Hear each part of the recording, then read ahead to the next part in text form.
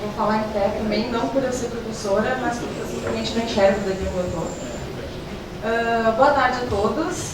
Antes de começar, eu queria agradecer aos colegas organizadores pelo convite, porque é sempre uma honra representar a FEE em um evento desses e continuar mostrando para a sociedade que a gente segue firme e forte e continuaremos com os nossos projetos. E uma honra maior ainda estar ao lado do Francisco Aquino, que sem dúvida alguma foi um dos maiores mestres que eu tive na geografia, e que, para minha sorte, o meu tema não é mudança climática, porque seria impossível falar depois dele, nessa aula maravilhosa. Mas o meu tema, ele se encaixa nesse contexto de mudanças climáticas, porque uma das consequências, como o Chico falou, das mudanças climáticas aqui para nós, é o impacto na disponibilidade hídrica.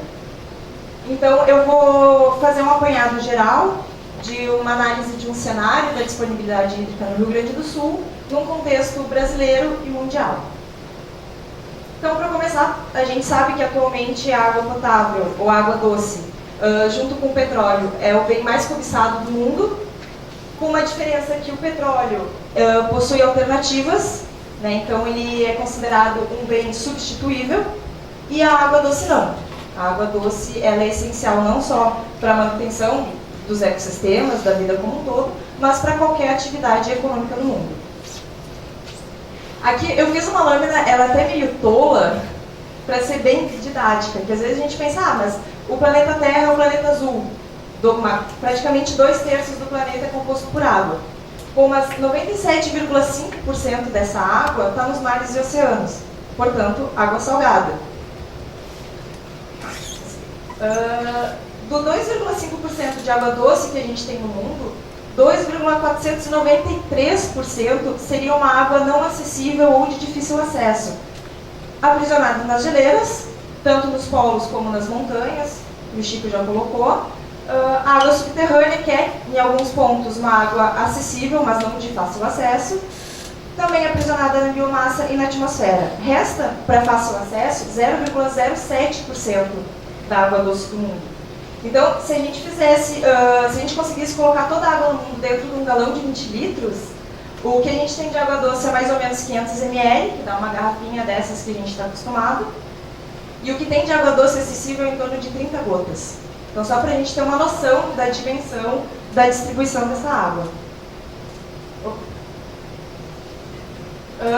E além de ser uma porcentagem muito pequena em relação ao total de água do mundo, essa água é distribuída de maneira desigual pelo território.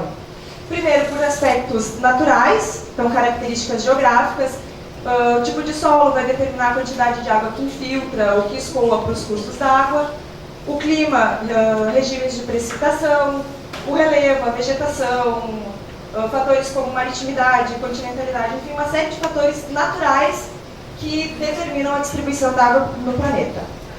Além disso, a gente tem um impacto causado pela ocupação humana, que causa um estresse hídrico, tanto em quantidade, pela grande demanda. Então, a gente às vezes tem bacias com uma demanda maior do que o sistema é capaz de recompor. Então, é retirado muito mais água do que o sistema é capaz de repor. E a poluição, que também está diretamente associada à ocupação humana. E, além disso, as mudanças climáticas, que o Chico já falou, que vão influenciar no regime dos ventos e, consequentemente, na distribuição de umidade pela terra e de precipitação aliada a isso. Bom, tudo isso junto gera uma série de conflitos. Conflitos por usos, então a gente tem a indústria querendo e precisando utilizar a água, a agricultura, a pecuária, o abastecimento urbano, principalmente. Conflitos de gestão, porque os limites das bacias hidrográficas extrapolam os limites políticos, tanto de município, estado, países, e isso a gente vai abordar um pouco mais adiante como um dos grandes desafios de gestão de recursos hídricos que a gente tem. Controle de nascentes, barragens, enfim, uma série de fatores. Para ter uma ideia, no mundo, mais ou menos 260 bacias fluviais atravessam 145 fronteiras internacionais. E algumas dessas bacias atravessam mais de 3 países diferentes. Por isso que hoje a água ao lado do petróleo é um dos principais fatores também de disputas e conflitos. Eu trouxe aqui só para ilustrar alguns conflitos, são muito mais do que esses, distribuídos pelo globo inteiro, concentrados nessa região, principalmente no Oriente Médio, que já é uma região naturalmente com menos disponibilidade hídrica. Que é essa região. Eu trouxe 4 conflitos que são os mais ilustrativos, vamos dizer assim. Então, o primeiro deles, o conflito na bacia do Nilo. O Nilo é o rio mais extenso do mundo, ele tem um pouco mais de 7.000 quilômetros de extensão e ele passa por 10 países, numa região que já tem pouca disponibilidade hídrica. Então, vocês podem imaginar que existe uma série de pequenos conflitos nessa bacia e o conflito mais recente que se tem notícia é porque a Etiópia fez uma grande barragem em um dos principais afluentes do Nilo. E aí o que acontece? Essa barragem ela influencia na vazão que vai chegar para o Sudão e para o Egito. Então é um dos motivos de conflito, já tem alguns acordos para todos eles, né? Alguns acordos de uso e impondo limites para a extração ou para a barragem de água nos países, mas acaba causando conflitos. Outra nas colinas de Golã, assim, também no Oriente Médio, porque a principal nascente do Rio Jordão, que é o principal rio dessa região, fica nas colinas de Golã, que eram da Síria e que foram tomadas por Israel no conflito dos 6 dias, lá no final da década de 60. Então, também é a mesma questão. Na verdade, todos eles têm como base o mesmo princípio, o controle de nascente. O país que tem o controle da nascente desses rios tem o poder de determinar quanto de água vai chegar para esses outros países e a qualidade da água que vai chegar. Então é óbvio que isso influencia não só no abastecimento para a população desses países, mas também na economia, porque isso pode acabar limitando atividades agropecuárias, industriais. Outro conflito rapidamente aqui,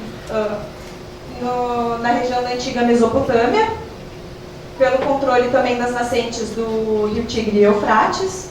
Na mesma ideia também, aqui a Turquia tem as principais nascentes e também vem construindo barragens nas últimas décadas, que está influenciando na vazão que chega para a Síria e para o Iraque. E no Planalto do Tibete, lá na Ásia, também em relação ao controle de nascentes, dos principais rios que se localizam na China. A China também vem construindo, nas últimas décadas, muitas barragens, principalmente para hidrelétricas, e também está diminuindo a vazão, então, que chega para países como a Índia, Bangladesh, Vietnã. Bom, aqui no Brasil a gente não tem conflitos dessa natureza, e a gente tem aquela ideia de que o Brasil é o país das águas, né? Porque a gente detém cerca de 13% do total de água doce do mundo. E aqui eu já destaco como sendo um dos desafios que a gente tem em relação ao gerenciamento dos recursos hídricos, que é a cultura e a mentalidade do brasileiro de achar que porque mora em um país considerado como um dos mais ricos em recursos hídricos, não precisa planejar e gerenciar esses recursos. Só que a gente tem um grande problema. Apesar de a gente ter 13% do total de água doce, essa água está concentrada quase 80% na região hidrográfica da Amazônia. Essa região hidrográfica concentra só 5% da população. Significa que a gente tem um conflito grande de demanda e disponibilidade hídrica, porque a gente tem a maior disponibilidade na região hidrográfica da Amazônia, que é aqui entre a região norte e uma parte do centro-oeste, e uma pequena parte da população. A grande concentração populacional e de atividades econômicas, principalmente industriais, está na região litorânea, que é a região que tem menos disponibilidade hídrica. Então aqui eu trouxe um mapa da Agência Nacional das Águas, do balanço hídrico, que é a relação justamente entre a demanda e a disponibilidade, e aqui a disponibilidade é considerada tanto a qualitativa como a quantitativa. Então, não só a quantidade de água que tem disponível, mas a qualidade que essa água chega para os diferentes usos. E a gente tem o destaque que, na região Nordeste, o principal fator de criticidade é a falta de água em quantidade. Né? Que é fácil, a gente sempre pensa no Nordeste como uma região com pouca disponibilidade hídrica, embora isso seja verdade só para uma parte do Nordeste, a parte do sertão nordestino, que de fato tem um regime de precipitação que chega no máximo 500 milímetros por ano, que é muito baixo, daria, sei lá, uns 4, 5 meses do nosso regime de precipitação. E as bacias do Sudeste e do Sul têm problemas maiores relacionados à qualidade.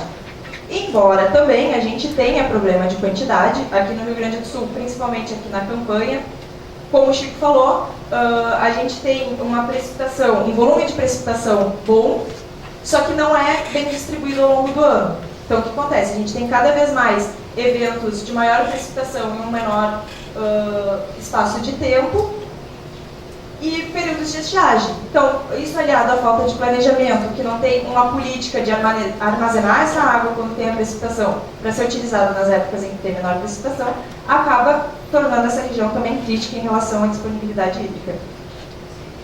E começou a se falar bastante nisso a partir de 2015, ou pelo menos foi quando deu o boom na mídia de se falar sobre disponibilidade hídrica, com aquela crise hídrica de São Paulo. E lá é aliado também à falta de quantidade de água, porque lá tem uma disputa por demanda muito grande, tem o problema da distribuição das chuvas também, que é irregular, mas o impacto na qualidade das águas, como a gente tem aqui para o estado. Bom, para o Rio Grande do Sul, se a gente olhar esse mapa, o Rio Grande do Sul tem uma concentração, uma densidade muito grande de cursos d'água. Então ele tem, teoricamente, uma disponibilidade hídrica bastante grande. Tem um sistema de lagoas costeira aqui, que também tem uma disponibilidade hídrica grande. A gente tem a Laguna dos Patos, que é uma das maiores do mundo, é a maior da América. A gente tem uma boa parte do aquífero Guarani, que é um dos maiores aquíferos do mundo. 18% está aqui no Rio Grande do Sul. Mas ainda assim, a gente tem uma situação bastante crítica em relação ao balanço hídrico. Então, por que isso? A gente tem que tentar entender quais são os fatores que fazem com que o Rio Grande do Sul esteja classificado mais ou menos no mesmo patamar que o Nordeste, para a gente conseguir pensar mais adiante em projetos de gerenciamento dos recursos hídricos. Então aqui eu listei alguns fatores, não são todos, claro, que contribuem para o estresse hídrico. Fatores qualitativos, como o esgoto doméstico não tratado, jogado diretamente nos cursos e nos corpos d'água, principalmente nas áreas urbanas. Aqui no caso do Rio Grande do Sul, aqui na região metropolitana, depois a gente vai ver que os piores rios do Brasil, 3 deles estão aqui na região metropolitana. O despejo de efluentes industriais, que embora tenha uma fiscalização maior, tem uma legislação mais rígida em relação ao despejo, também é um problema muito sério, porque o tipo de poluente que chega nos rios oriundos do esgoto doméstico, ele é teoricamente mais fácil de ser tratado do que um efluente industrial, porque às vezes tem químicos jogados na água que não tem tratamento, tem metal pesado que é despejado na água, que fica depositado no sedimento e não tem mais o que fazer, ele vai ficar lá para sempre. A mesma coisa em relação ao resíduo de agrotóxicos, que o Rio Grande do Sul tem um problema bem sério. Ele é o estado do país que mais utiliza agrotóxico, a gente utiliza quase o dobro da média nacional. E a gente tem um problema, por ter uma fronteira muito grande com a Argentina e o Uruguai, a gente tem problema com contrabando de agrotóxico. Então, muitas vezes, agricultores utilizam produtos que não são regularizados aqui no Brasil e a gente não fica nem sabendo que tipo de químico está sendo jogado no ambiente. Porque no momento em que se utiliza o agrotóxico, nas lavouras, chove, a chuva carrega esses poluentes para dentro dos cursos d'água e aí eles vão acabar na bacia e vão acabar nos sedimentos, muitos deles não podem ser retirados mais. Aqui eu coloquei os processos erosivos como qualitativos, mas também eles poderiam entrar em quantitativos. Porque no momento em que tu retira a vegetação do solo e esse solo é erodido, o solo é carregado pelas chuvas para dentro dos cursos d'água. E ele começa a tapar, a assorear o curso d'água. E em alguns casos, em cursos menores ou intermitentes, ele acaba acabando com o curso d'água. Então isso seria tanto um problema qualitativo quanto quantitativo. Bom, em termos quantitativos, além da distribuição natural, que é desigual pelo território, a demanda excessiva, aquilo que eu falei, a gente tem um exemplo bem ilustrativo na bacia do Rio dos Sinos, que em determinadas épocas do ano tem um conflito muito grande de demanda de uso pelos agricultores para a irrigação das lavouras de arroz, somado que é uma bacia que passa na região metropolitana, então já tem todo o abastecimento das áreas urbanas e das indústrias. Muitas vezes o Rio dos Sinos, os seus afluentes, acabam diminuindo a vazão de uma maneira drástica e já teve anos que não conseguiam nem retirar a água para tratamento, para consumo. Que se enquadra também nos conflitos de uso, e tudo isso é permeado pela falta de planejamento. Pensando aqui no esgoto doméstico, que geralmente é a análise que se faz mais frequente em relação à qualidade dos cursos d'água, que é calculado o IQA, que é o Índice de Qualidade das Águas, então são alguns indicadores relativos à qualidade em função do despejo desses esgotos sem tratamento. Nos últimos anos a gente tem, só um parênteses, no artigo eu trouxe esses primeiros dados aqui, só que semana passada foi divulgado o Atlas do esgoto. Então eu ainda não tive tempo de me debruçar muito nos dados, mas já deu para ver que deu uma melhorada